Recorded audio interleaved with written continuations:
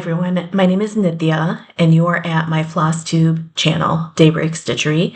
This is a channel all about cross stitch, although today we'll talk about all sorts, and it's my usual end of the month check-in. If you are new here, welcome. If you're coming back, welcome back. My pronouns are she, her. And I'm just gonna jump right into it. My mind is super scattered today. I'm having like foggy weekend morning. So we're just gonna see how this goes. My notes, are just ramblings. So we'll get a little rambly today and we'll just see how this all works out. Okay, before I show you any stitching today, I was actually strongly advised to show you the items that I gave away when I saw Sarah, Maryam, and Julie. Now it's been 2 months ago when we had our little stitching get together. I didn't show you what I gave away. So I have a set that I made for myself, so I'll show you. So I gave away just a set of maybe 10, 1, 2, 3, 4, 5, 6, 7, 8, 9. Yeah, I think 10 Classic Colorworks flosses. And they ended up, I didn't choose the color palette based on color. I chose the color palette based on name. So I chose colors that related to the places in the Midwest where the 4 of us are from. So they ended up being mostly purples, mostly oranges, and mostly like these couple different greens here. But they make a very pretty palette, don't they? So I'll just show you real quick what I chose. Blue Moon. I chose Blue Moon actually because of Blue Moon ice cream. Do any of you enjoy Blue Moon ice cream? That's a flavor that started in the Midwest. I want to say in Wisconsin, so I picked that one. Embers for the Great Chicago Fire. Wisconsin Woods for Wisconsin. Julie's from Wisconsin. That's a pretty, like a purpley blue, purpley gray. Storm Lake Sunrise. There's a little town called Storm Lake that we actually stayed near when we were doing Steve did his ride across Iowa. There's a town in Iowa, but also kind of like Lake Sunrise. We're near the Great Lakes. Purple aster. These are native flowers that grow in our area, and I have a bunch in garden talk later today. I'll show you our asters have gone just blooming like crazy. Mac and cheese for Wisconsin. Cheese Central. That's a pretty kind of pale peachy orange. And then river rocks for all the rivers near, Iowa rivers and Illinois rivers and Wisconsin rivers. And then green onion for Chicago, because that's what the word origin of Chicago is Miami. So there were lots of indigenous groups that lived in this area because of the Great Lakes and all the rivers and everything.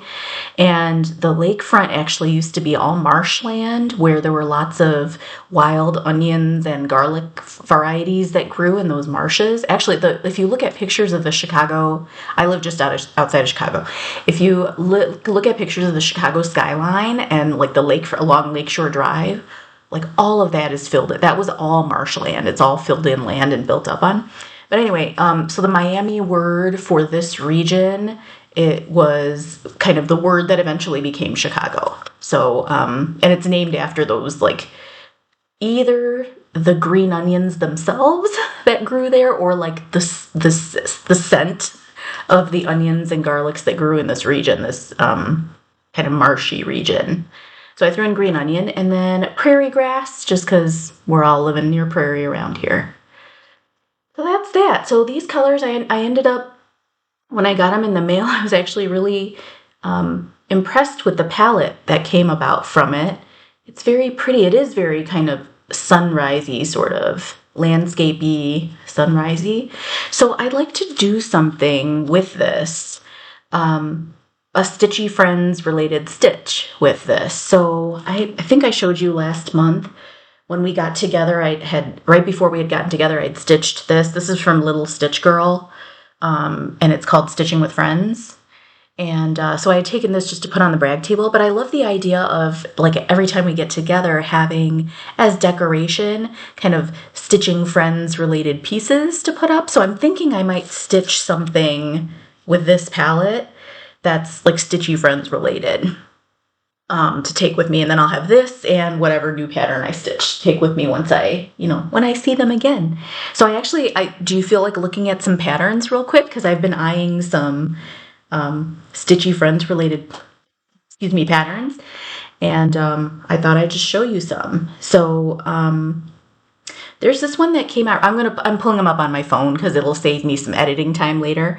This is from the Heart, and it's Life is Better with Friends.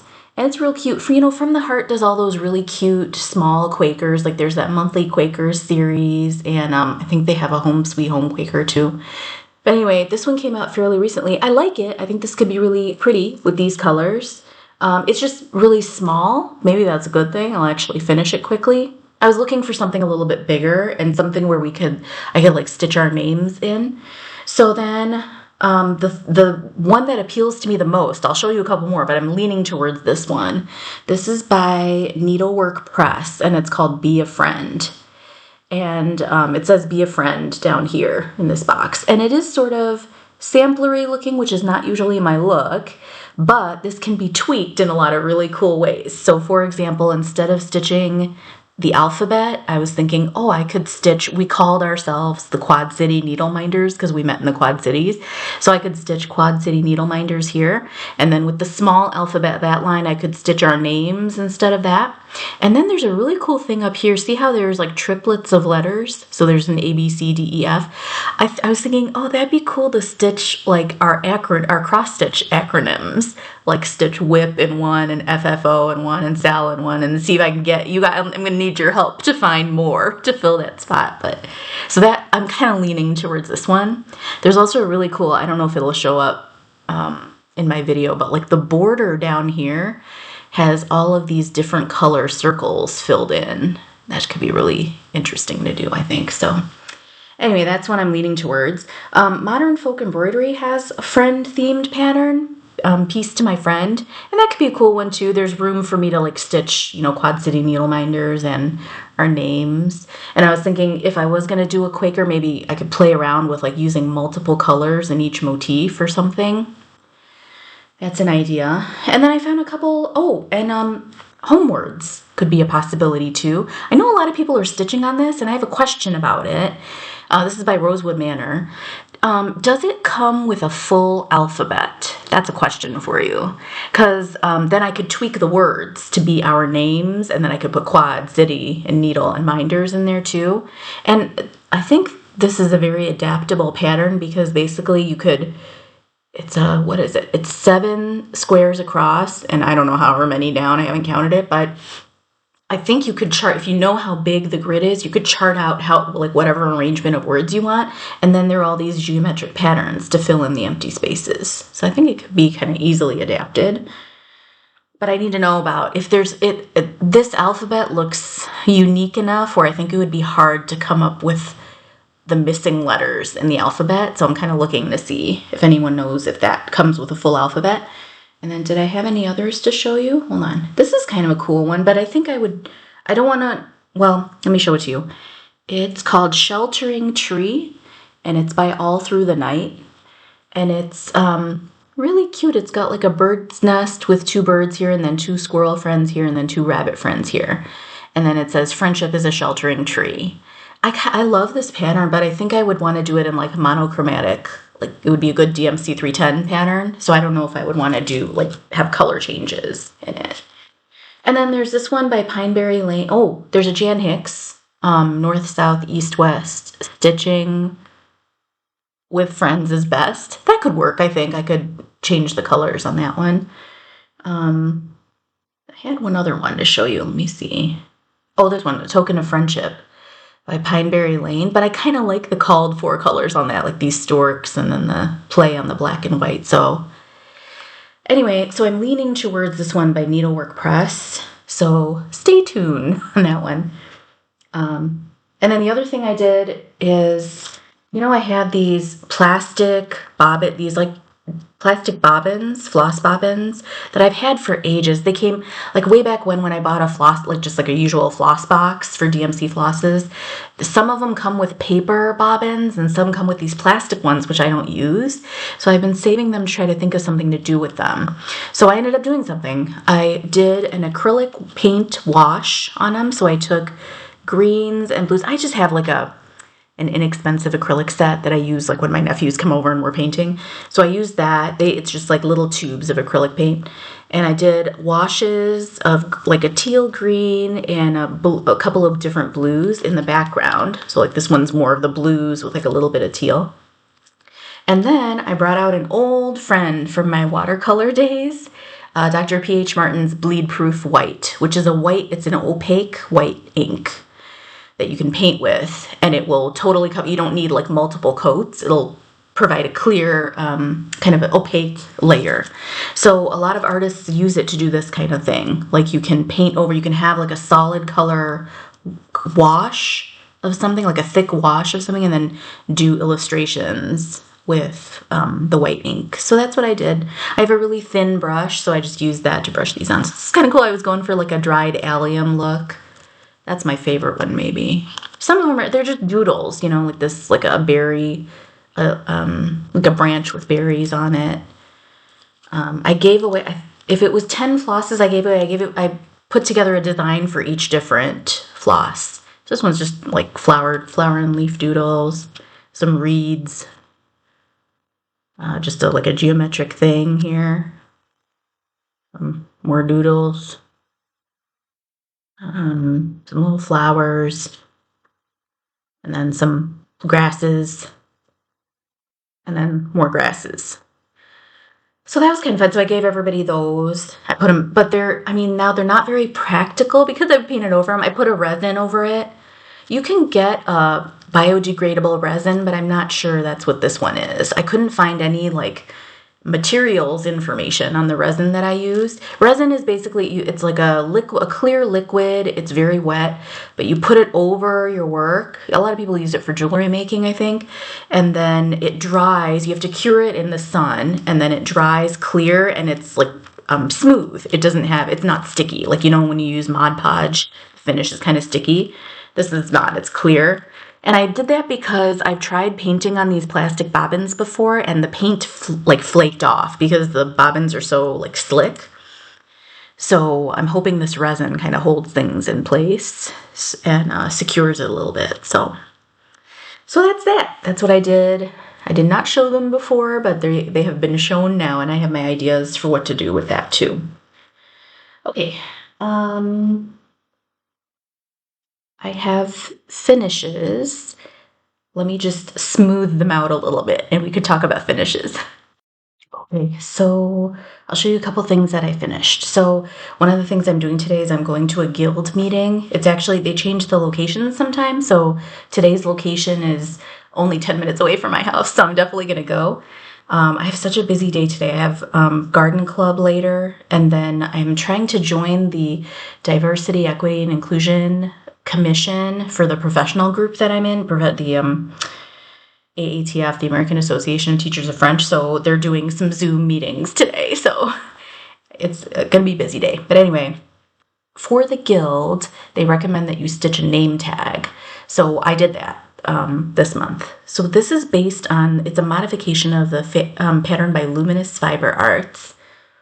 I don't have it with me. It's called Stitcher. You can Google it. And should I look at? No, I won't look it up. You can find it. But basically, in the original pattern, it's an oval. It has a lot of stitchy motifs in it. So like it has this scissors, this needle. It has some other stuff too, and it says Stitcher on it. The lettering it says Stitcher. So I was looking at the pattern. I was kind of thinking, what could I stitch for my name tag? They provided us with a chart for it because it's the Windy City chapter of the Embroiderers Guild of America. So they actually provided like a pattern for a kind of an outline of a Chicago skyline, and then Windy City or something. It says something on there. I wasn't really drawn to stitching that, so I was kind of poking around to see what else I could find. So what I noticed is that on the Stitcher pattern, the middle letter of the word Stitcher is the same as the middle letter in my last name. And then I thought, okay, well, Stitcher has a letter H in it that could easily be adapted to an N. It had an R in it that could easily be turned into an A. It already had an I that I reused. And then the Y, I just that was the only letter I had to make up. So I could center my name basically because that letter was there already centered. So I just took a few of the other motifs from it and that's what I came up with. So it's not fully finished, but I'll take it with me today. I need to find one of those like pocket lanyard things. I've got some laying around. I'm sure I've been to so many conferences. So I just need to like maybe mat it on something and then stick it into like the plastic pocket so I can wear it around. But for today, I'll just take it with me. This is on a, maybe an 18 count Aida or a 20 count Aida. It's a very small Aida. And I think it's a one by Jessie from Mislaid Pages. I picked it up on the freebie table when I saw everybody a couple months ago. So I really tried. I love all the beautiful parts are here on the edges. So I tried to get a little bit of that in the center. I feel bad to have to like cut that off now because they're so pretty. I don't know what I could do with those. Maybe with this bit I could make a bookmark or something, but this part I don't know. I'll have to see if I can salvage some of that. So that is one thing. I wanted to get that done before going to the next meeting because everybody has their own stitched name tag and it's really cool. Everybody does different kinds of needlework, so you see all different sorts of stitching and everybody's name tags. So I'll take that with me today. And then I have a real big finish. It's a 2-year-old whip that I finished. So, oh no, I don't know if it'll be washed out from the lighting here. So this is Where Flowers Bloom, and it's by Hands Across the Sea. And I'm just gonna kind of slowly show little by little here. So I think it's not a reproduction sampler, but it's like designed based on reproduction samplers. Maybe it's something like that, inspired by. And I've talked about this pattern a lot over the past 2 years, my adaptations of it on it. I used the called for Overa Soie threads, and I stitched 3/1 on a 32 count linen by XJU Design. This is light ultra blue violet. And so all the colors are called for. The only thing that's different from the original is that here, where I've stitched in the names of people who give me hope, that originally was a house, and I'm not much of a house stitcher.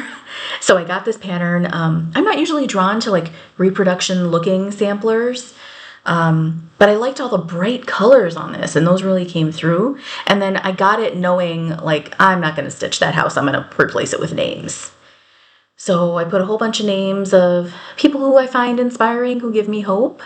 And I think I'm super excited to have this on my wall. I think it's like a great way to maybe showcase some names of people who wouldn't normally be on samplers. These types of names you wouldn't find on samplers. And I think it reflects being a 21st century stitcher too. You have a little bit of the traditional look of it and it's being modernized too. So that is 2 years of work that is finally done. I can cross this off my whips list. So I'm so happy about that. I have no idea how I'm going to frame it or anything like that. I'm just going to I have to iron it out still and then just keep it safe until I figure out what I want to do with it. So I'm going to show you again, like, I think this is a really clever pattern because it requires a lot of color changes. So that's what takes forever to do, but they really make it look really pretty. Like, look at in each petal, there are 2 different colors. You see that? And it's like the perfect pairing of colors because these are like kind of 2 different types of purple, 2 different blues, 2 different reds here, 2 different orangey yellows here. So there's some really, and like this is very pretty. Yeah, a lot of pretty color combos and very sweet little motifs on it too. So that was part of Queued Up Sals. You know, if you've been around, you know I'm started a sal where that's supposed to help me try to chip away at my whips by finishing up projects before I start new ones that are similarly related. So this one, I just said I don't like to stitch houses, but I'm going to make this. This is a Matter's Choice by Carriage House Samplings. But I like that it's not filled in. It has a different kind of look to it.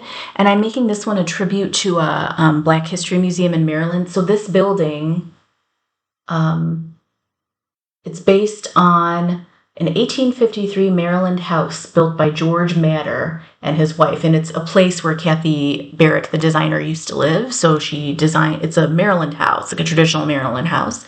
But I'm going to make it a tribute to the Water's Edge Museum, which is a Black History museum in Maryland. So I'm keeping the kind of building theme, but once again, adapting it a little bit to fit my interests a little bit better. So, and I have plenty of DMC 310, so I haven't chosen fabric or anything yet, but eventually, when I start that one, I'll keep you posted on that. Okay, I'm going to kind of smooth out my whips here, and we'll talk about that next. Okay, got a few whips to show you, but I also wanted to tell you, related to the last Where Flowers Bloom, I'm trying to read notes. Oh, I know what I was going to talk about. I couldn't fit all the names of everybody who I wanted to stitch on this piece. I had a long list of names, but I didn't want to get any more I probably could have squeezed in someone down here, but then I thought it would look too crowded, so I stopped there. Also, can you tell the mistake that I made that I'm not taking out with the text? Right over here with Arundhati Roy, on her last name, I started stitching it with one strand, and then I finished everybody else out with one strand. But actually, I stitched everybody else with two strands. So everybody else looks a little bit thicker on there. And I actually like the one strand look better. Now I know this has been a good exercise in learning how to use Overa Soie silk and which fabric to fiber ratios I'm comfortable with. I like this one over one. It's a little bit lighter looking, but it fits better. These look a little clunky now, I think. Two strands was too much for this, because I was stitching over one. I switched to over one stitching on that, where everything else is over two. What was I going to tell you? Oh, so names that I left off. So one, I wanted to put Greta Thunberg on here, but I have a whole separate piece. I'm selling something with Catherine from Neat and Not by the Sea. It's, what's it called? And a Forest Grew by Rosewood Manor. And the hashtag for that is with what you have, Sal, because it's a pattern that is full of all these different trees and all these different DMC colors, and it calls for a lot of colors, so we're just using stash. We're using what we have to stitch it. So Greta, my quote, there's a space for a huge quote on that piece, and I have a huge Greta Thunberg quote, so she's going to be covered on that piece. And then I left out Kavita Emanuel, who's an Indian activist who started an organization called Women of Worth, and it's all about fighting colorism in India. So I think you know what that is. It's like within a community of color, there's like a very overt preference for light-skinned people. When that happens, it's called colorism, and it's a problem in India. It's a big problem, and so she talks a lot about that. So she's started her group, Women of Worth, has started movements on, dark is beautiful kind of movements and things like that. So I really wanted to put her on here too. I love her work. I think it's so important. But I actually think I'm going to do something separate for her. I want to do I have this idea of creating like an art journal that's dedicated to like exploring colorism. So I want to have like quotes from her in there. I thought it would be cool to like stitch some individual motifs, either like maybe some faces from like a Bella Filipina with like different skin tones, or just do like spot motifs in different skin tone colors and have that in the journal. And then I also want to make it kind of multimedia, so I want to do some painting too. And then I want to interview like family members and just get their ideas on colorism and what they like, maybe gather stories, get quotes from them, like people of all ages, and see if I can put those in too. So that's kind of it's an idea that's been brewing for a long time. But basically I was okay with leaving her name off of this because I think I eventually will explore that as a topic. And so I'll include her in another way. I think it's really cool. This is going to be this isn't exactly a quote, but like that Greta Thunberg quote, and a forest grew. I have that. I have like these quotes now, right? I have that Amanda Gorman poem. I have that George Takei quote. So I have some different pieces. I think it'll be cool to have like a quotes wall or like a name inspirational, like an inspiration wall. And this could go on that. So that'll be fun. Okay. We were going to talk about whips, so let's do that. So I did a little bit more work on piece wheel.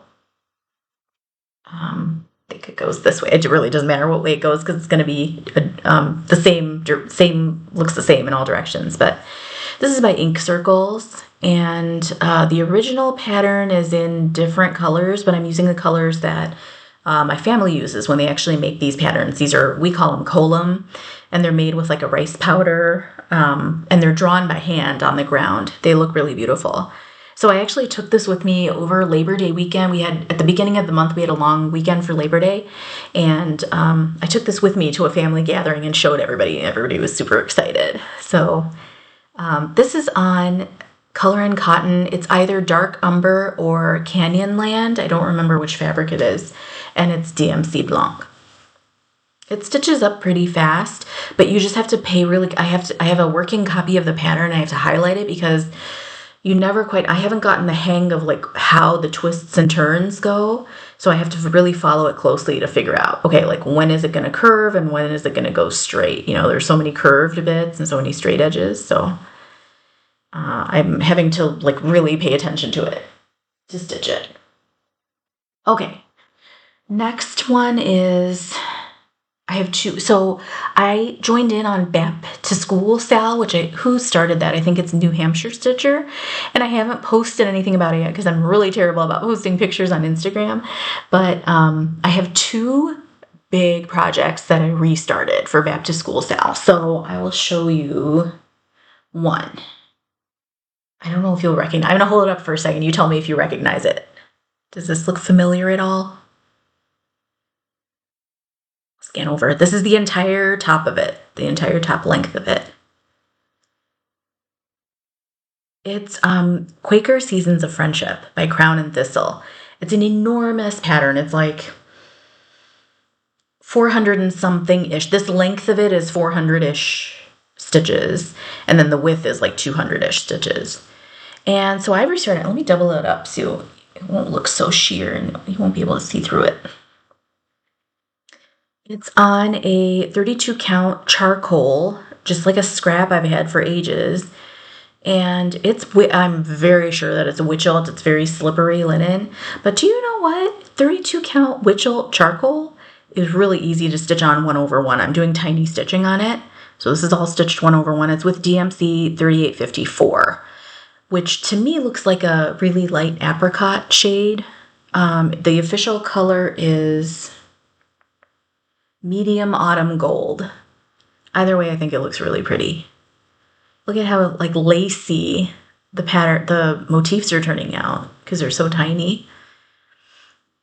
So I kind of think I found like a good use for Witchelt linen. It works great 1/1 because the weave is this weave is so loose. It's just very easy to see all the holes in it. So, I may actually consider. I'm usually not a fan of Witchelt linen, but I may actually consider it for tiny stitching. It seems like a good option. So I made my way across the top, and now I went from this direction to this direction. I just wanted to see how far of a margin I would have at the end, and then I worked my way back through, and then now I'm starting to fill in each motif a little bit. So this will be fun. I really like this because now, instead of the huge, like several feet by several feet sized pattern, this should fit into even like a 9x12 frame maybe. It'll be a much more manageable size to frame. I'll be able to frame it myself. So that was a fun one to restart, and I'm enjoying stitching on that one a lot. Okay, the next one comes with a story. I have one more really big project. So there was a French film in the early 2000s called Amélie. It's Le Fabuleux Destin d'Amélie Poulain is the French name, but when it came to the US, it was just changed to Amélie. Do you remember it? I downloaded the movie poster so I could show you. Maybe it'll seem familiar.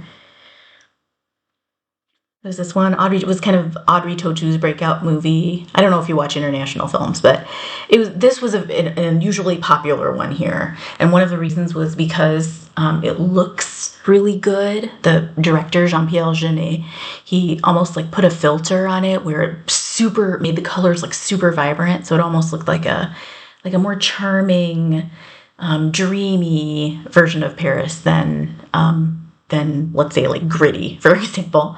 And she's kind of an introvert who stumbles upon this item and kind of surreptitiously returns it to its owner. And when she's hiding and she watches his reaction to finding this long-lost item, how joyful he is, it sort of gives her this spirit of like wanting to create these... she wants to do good for others, but in a way that's sort of secret. She doesn't want to be known for it. She wants to be secretly behind the scenes, creating these like machinations that get people reconnected or bring joy to people. And so it's this cast of quirky characters, and one of the characters is her neighbor who lives across the courtyard from her. He's an elderly man and who eventually becomes like a grandfather figure to her. And he's got some kind of illness where he's homebound. So his activity is painting. And he paints, like he's been stuck in this loop. We're getting to the cross-stitch connection, okay? He's stuck in this loop where he's repainting the same Renoir painting over and over and over again. So his like apartment is filled with like all these unfinished versions of the same painting. If you've been watching me for a while, you know, just imagine what whip we might be talking about that this relates to. So it's the painting is the famous one, you know, the luncheon of the boating party, Le Déjeuner des Canotiers. And it's not even like one of the main characters. It's like this character that's kind of a little bit farther set back. And he's like, I just can't get her right. I don't know what's going on. I have to keep trying this over and over again. So he like gets almost the whole painting done except for this little bit. And then he tries over and over again. Now, if you've been watching me for a while, which of my works in progress does that sound like? One that I've started over and over and over again. I can never feel exactly right about it. I think I'm on like my 6th version of it.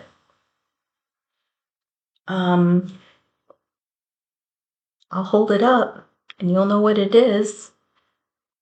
Does that look familiar to you? This would be Fruits of Plenty by Modern Folk Embroidery. Attempt number 6, I think. Gosh. So for back to school style, I was looking through my list of whips and looking at like my large projects and thinking like, okay, what can I do?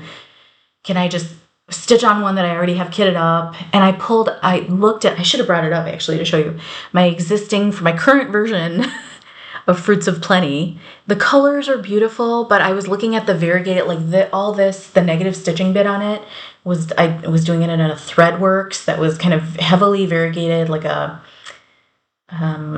terracotta sort of orangey red, and it was so stripy. It just stuck. I looked at it, I thought, oh gosh, it's so stripy. And there's nothing wrong with stitching stripy, but I just didn't like it. For my first look at it, I was like, oh gosh, why? When am I ever going to go back to that and do it? So then I was going through my Modern Folk Embroidery folder in my Dropbox, my digital folder with all my patterns. And I had saved a screenshot of a finished version of this by Cross Stitch Spells on Instagram. They do some beautiful stitching. And they had done, so this pattern came with 2 versions. So one version was with the negative stitching, and it was a 2-color version with the negative stitching.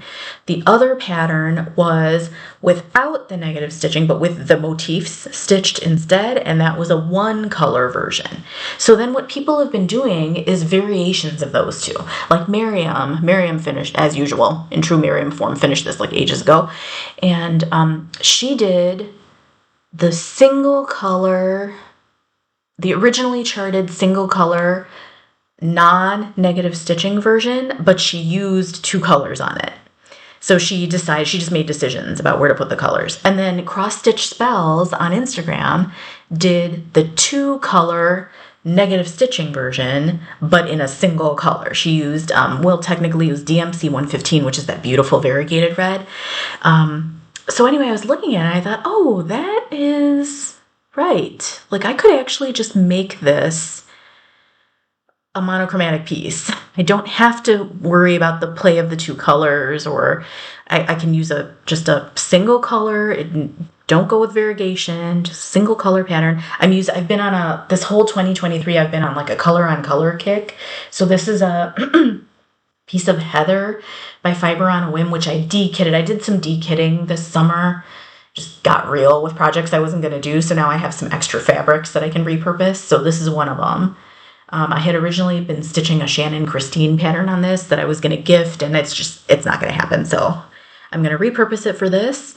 And then this summer I got some Cosmo flosses when I was going through Iowa.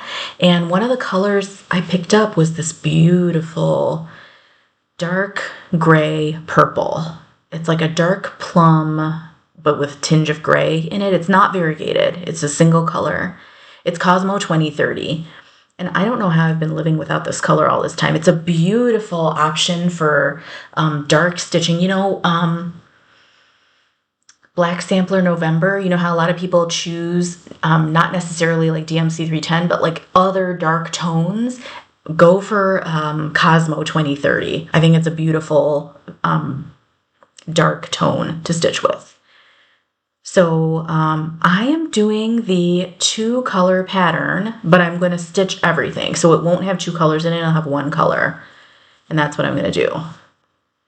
So far so good. It's stitching up really fast. I only spent like a few days on this and I already got a lot done. So stay tuned. We'll see. We'll see what happens with this. This is a beautiful fabric. I don't know. The sun coverage here is changing a little bit, but do you see how it's kind of mottled a little bit?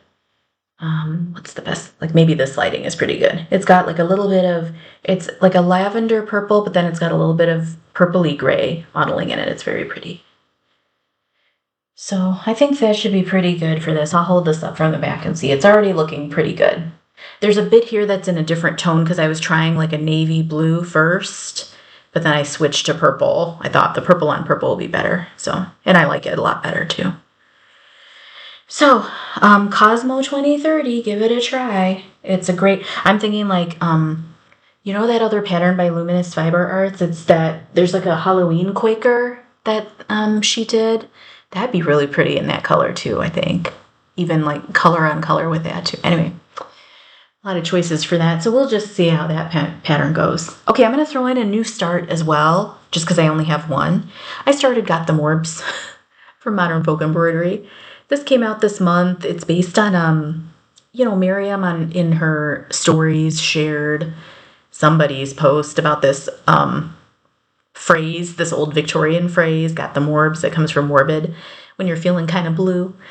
And Jacob turned it into a pattern. So I have just a few more pieces of this. It's a 28 count linen, again, Witcheled by XJU Design. So way back when I had gotten a pack of these, it's like 8.5 by 11. They're really small. It came with like 6 or 7 of these linens in different dyes. And then when I got them, I thought, why did I get this? It's 28 count. I barely stitch on 28 count. It takes 3 strands to get any coverage on it. And I'm not sure what to do. And then I stitched Tokapu by Anna from Peruvian Flair. And I loved like the thick tapestry look of it. Actually, I really enjoyed that. So when I saw that this had some negative stitching in it and I had de-kitted, oh gosh, I think it was version number 4 of Fruits of Plenty. I was using a lot of DMC 154, so I had some DMC 154. So I thought, okay, I'm going to have enough to do this. I'll put it on one of these, and all this negative stitching in here will have some great kind of tapestry look to it, and it does. I like it a lot. This particular, like all this bit down here, I actually stitched using a skein of DMC 154 that I got from Julie when I saw her this summer. So, yeah, that's what we got going on this. I really wanted this to be a salve. I wanted to finish it. I just didn't have time. But it's very close to finishing. It's not geometric, symmetrical pattern. So everything you see on like this side is all done. So that'll all come in on this side. And it stitches up pretty quick. The nice thing I will say about stitching on 28 count is that it's so easy to see. So the thing I don't like about it is that it's using 3 strands. The more strands you add, it just slows you down so much. So that's the only bummer. But I like the look of it. And I think this color with this sort of caramely toned fabric is going pretty okay. Okay, let me pause here for a second. I have a couple things to grab for plans, and then that's it. Quick chat today. Okay, be right back. Okay, let's talk plans. And I'll throw in a little garden talk too. I'll have pictures from the garden. Okay, my plans are all over the place. My plans should just be, with like only 3 months left in the year, my plans should just be finish stuff. But then there are so many sales. So I'm gonna look into Shazida's pattern. Shazida is Ancient Sage Designs. Put out a freebie just this week. It's I think it's called Save the Birds. Is it? Lights Out for Birds. Lights Out for Birds. And it's she's doing a really cool kind of little activism thing on raising awareness about. Right now it's big time migration season, like all through the Midwest and maybe all over the U.S., bird migration. And so many birds, especially songbirds, die because they don't realize that they're flying into windows. Like a lot of the migration happens at nighttime. And so if you have a large window and the lights are on, they don't always realize what they're doing. So they fly into it. So she's doing kind of this campaign to raise awareness about that. And so she put out a freebie. So I'm going to look and see. I will kit it up with what I have in stash and try to find a fabric and see if I can get that going. And then what else? Is today Witchy Stitcher Day? We talked about this in Maryam and Sarah and Julie and I talked about this. Now I don't remember. I think it's Witchy Stitcher Day, so I'm going to look at and see. Did I bring it? I didn't bring it. Just last month or maybe the month before, I finished a pattern by Witchy Stitcher. So I need to finish that one. It was very cute, like a pumpkin head figure with some cute bordering it. Anyway, and then I'll see if I can start. I have half of that fabric left, so I'll see if I can start something new with that. I want to work on some fall stitching. Maybe I'll work on that cottage garden piece that I'm supposed to be finishing before the end of the year. I was watching Danielle B. Do you all watch Danielle B's Flosstube channel? She just finished up some very cute quirky Quakers. One of them was a little squirrel. And just watching that kind of got me thinking, like, oh yeah, I want to do some fall stitching. I haven't picked out, I haven't been stitching on any, like this month I didn't really stitch on anything, particularly autumn related. So maybe do something with that. And then Julie, Maryam, Sarah, and I are starting a sal, like any of us need one. We're calling it the Artsy Fartsy sal, and it's just to stitch on a pattern by Artsy Housewife. Has everyone been looking at these awesome patterns by the Artsy Housewife? So I'm going to work on Red Delicious. I can show you which one that is. You've seen it. We've been looking at it. We've been staring at it all like for weeks now. It's this one. It's called, not Red Delicious, it's called Golden Delicious. So it's Golden Delicious apples, and I'm just loving that border on it. I'm excited to do that. So I think we're all for, you're welcome to join us. The Artsy it's hashtag Artsy Fartsy sale.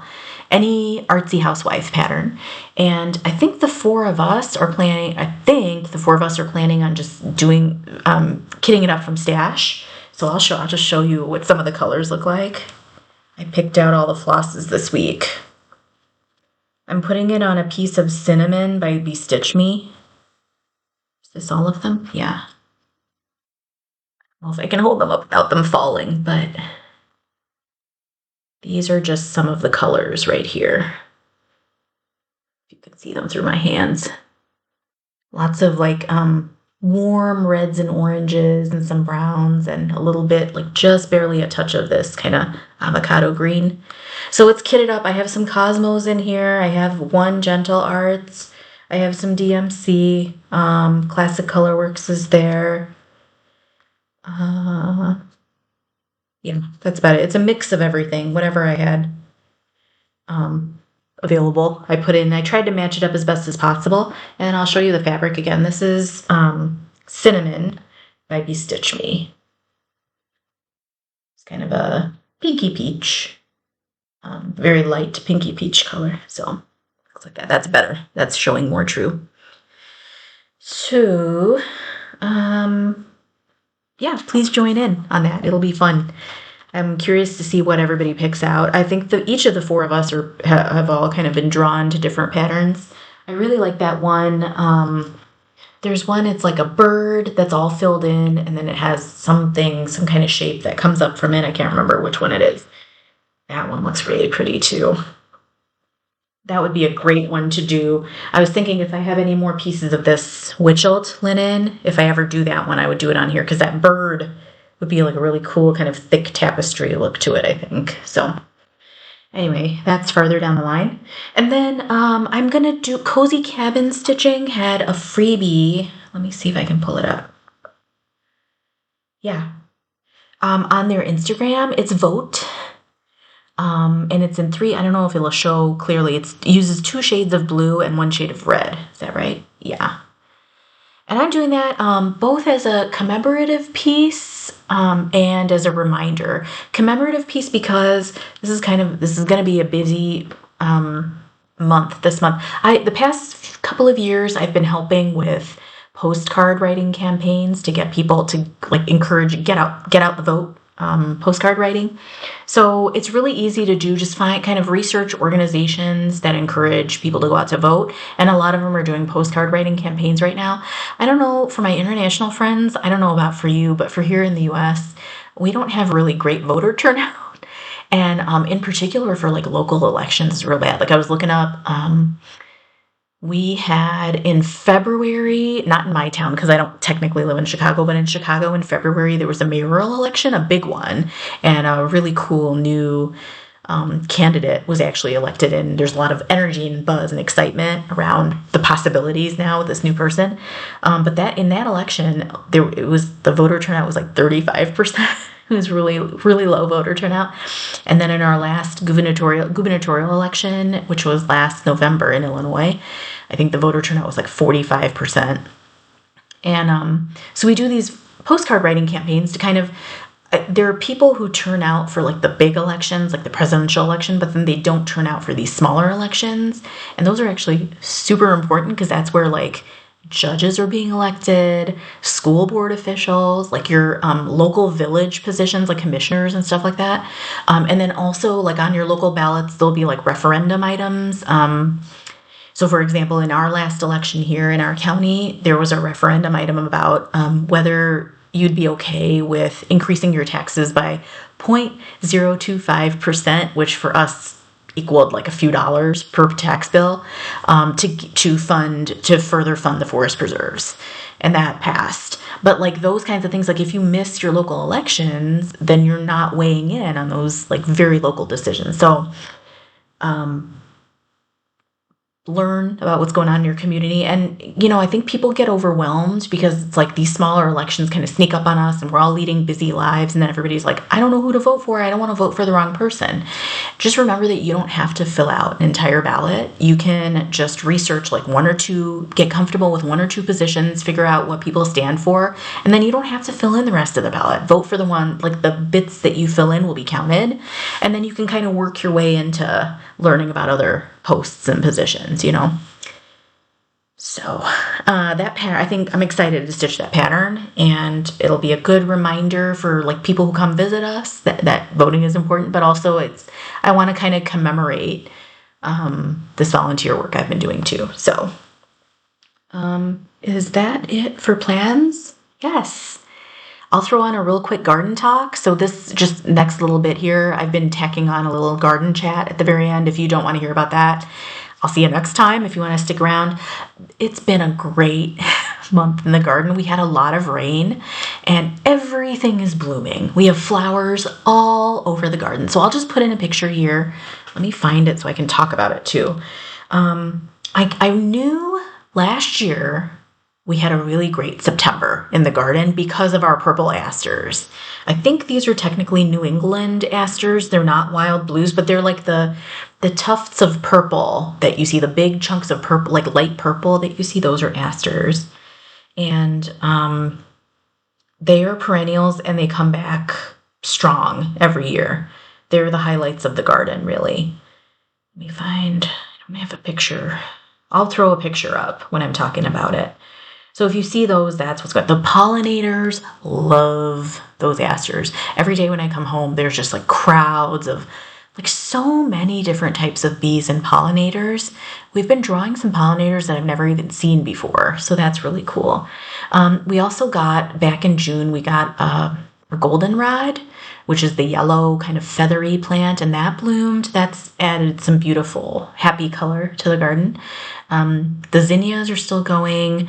We've got marigolds that have come up now. Some of the orange and red ones reseeded themselves from last year, so I didn't even have to do anything with those. They just came back from the seeds that fell last year off of last year's blooms. And then we planted some new ones too. And then anything else? We got some toad lilies and put them in, and they're really beautiful. They're a shade perennial, and they almost look like orchids, and they've been doing really well. We found most of our garden is shade, so it's really hard. We just have to find plants that only do well in the shade. So it limits us in what we can plant, but those toad lilies are really beautiful, and I've been trying to grow them from seed, and they're very delicate, so it's been hard to grow from seed. So I finally just went ahead and got a plant. So that's the peak in the garden. We got some, I'll see if I can throw in a picture of some windflowers too. They've been doing pretty well. So anyway, that's it. Hope everyone's been having some stitchy time, and we're getting into an exciting fall stitching time here. So I'm looking forward to seeing what everybody's doing. I'm, again, super behind on responding to comments. So I appreciate you so much for leaving comments, and I will get back to you soon. Oh, I'm leaving out a really important thing. Well, I'll save it. I'll save it for next month. There's under plans. There's a lot. Well, I'll leave it. I'll leave it for next month. I'll talk about it next month. Okay. Thanks, everybody. I'll talk to you soon. Bye.